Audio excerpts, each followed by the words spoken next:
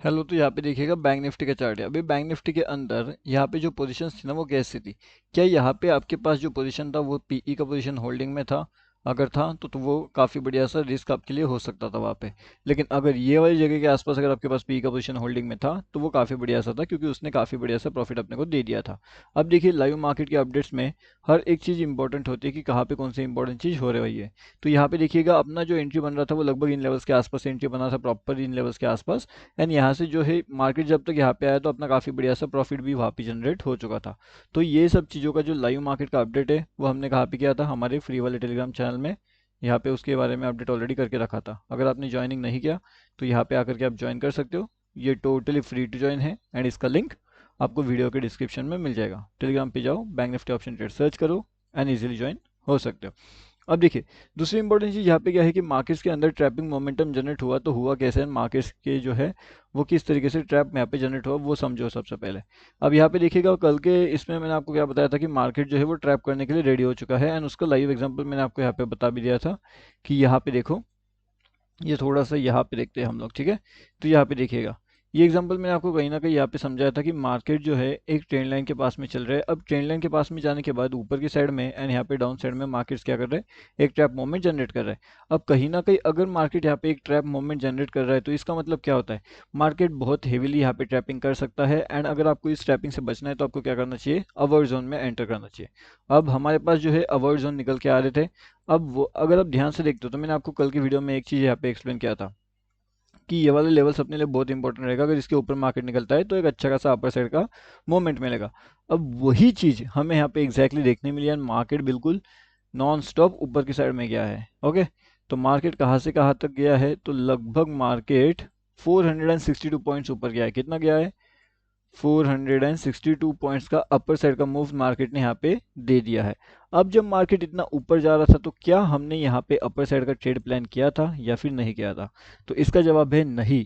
इतना मार्केट ऊपर गया फिर भी हमने यहाँ पे सीई का एंट्री प्लान नहीं किया, बल्कि हमने यहाँ पे पी का एंट्री प्लान किया था। अब कहीं ना कहीं अगर आप यहाँ से ध्यान से देखते हो तो आपको यहाँ पे लॉजिक समझ में आना चाहिए कि जब मार्केट इतना ऊपर जा रहा है तो क्या आप यहाँ पे सी का एंट्री प्लान करोगे या फिर नहीं करोगे? एंड अगर आपको करना ही है तो आप किस बेसिस पे करोगे? कुछ लॉजिक तो होना चाहिए सी का एंट्री प्लान करने के लिए।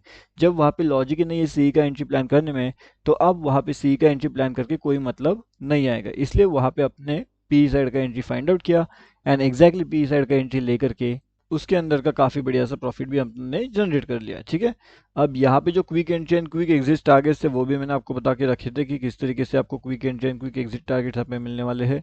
तो क्विक एंट्री लेवल्स तो हमारे एक्टिवेट नहीं हुई, लेकिन जैसे ही हमारा ऊपर का साइड का लेवल यहाँ पे ब्रेक होता है तो कहीं ना कहीं एक अपर साइड का लेवल एक्टिवेट हो जाता है। एंड मार्केट बिल्कुल नॉन स्टॉप हमें 460 प्लस पॉइंट्स के इजी टारगेट वहाँ पे दे देता है। अब आने वाले टाइम में हमारे पास क्या है?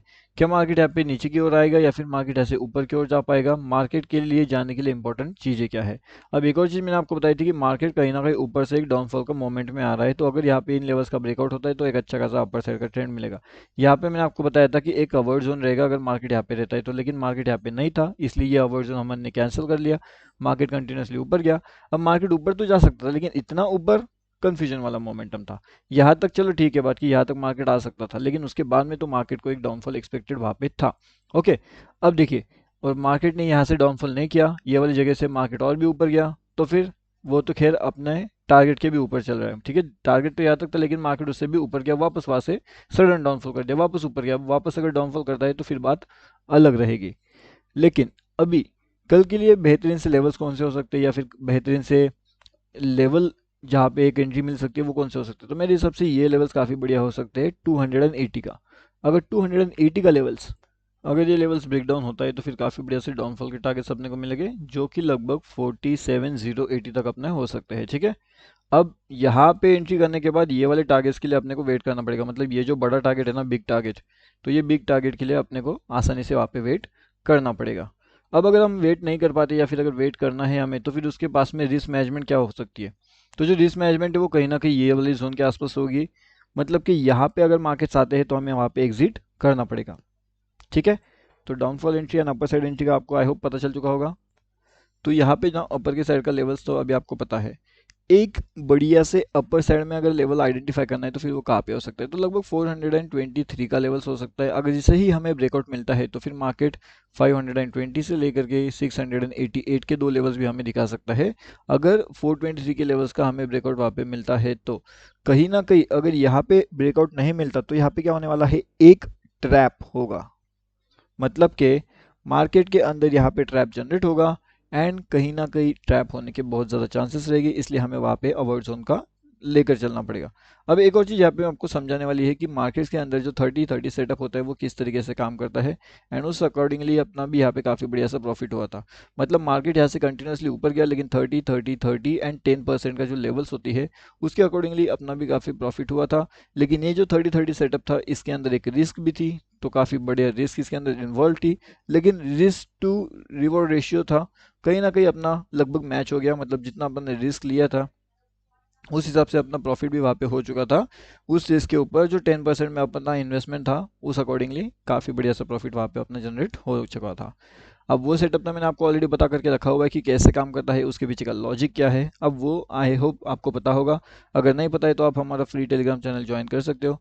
यहाँ पे भी लाइव मार्केट के आपको अपडेट्स मिलते रहते हैं, कहाँ पे कौन से लेवल्स इंपॉर्टेंट है, हर एक चीज़ का बिल्कुल live market update bank Nifty related आपको यहाँ पे मिलने रहता है। ओके, अब अगर आप यहाँ पे देखते हो तो कहीं ना कहीं हमारा ये लेवल्स है, ये लेवल्स क्या कर रहे हैं, तो यहाँ पे जो हमारा एच बैंक है वो एच बैंक क्या करने की कोशिश कर रहा है, क्या यहाँ पे वो डाउनफॉल करेगा, तो यहाँ पे डाउनफॉल करेगा तो कितना ज़्यादा डाउनफॉल करेगा, कुछ लेवल्स है उसका कंटिन्यूस में। अगर यहाँ पे डाउनफॉल अपने को मिलता है तो ये छोटा सा बिल्कुल छोटा सा स्टॉप लॉस रहेगा अपना। यहाँ पे स्टॉप लॉस कितना रहेगा, चलिए एक बार चेक कर लेते हैं। तो 154.80 का, ठीक है। तो एक पॉइंट, ₹1 का स्टॉप लॉस भी हम यहाँ पे लगभग ले सकते हैं एंड ₹1 के स्टॉप लॉस के साथ में लगभग 150 तक के टारगेट्स के लिए हम यहाँ पे होल्ड कर सकते हैं।